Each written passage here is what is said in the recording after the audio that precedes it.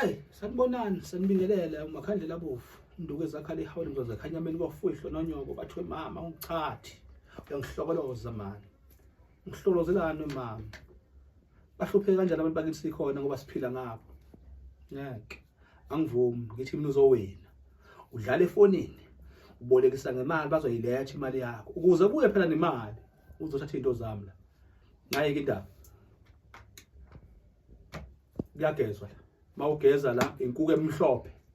oyithatha ukhipha inyongo yenkuku emhlophe ufake ebhakedeni ugeze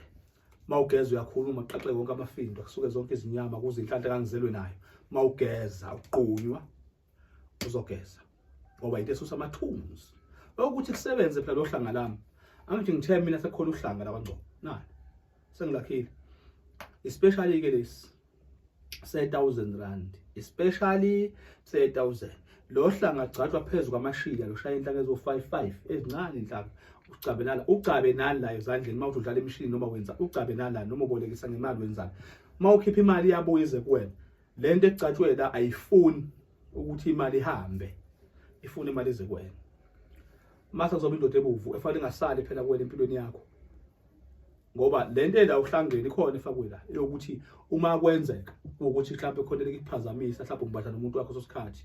kube ukuthi uma uyithatha indoda ebuvu uyigcoba ikwazi ukuqhubeka impilo isebenza tawuzene nazo izinto ehamba nohlanga kuyagezwa kugcatshwa uhlanga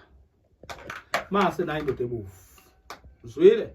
injalo indaba bafowethu 0310650086 kwabafona kwaba-WhatsApp 081 513 5844 bye bye mphile.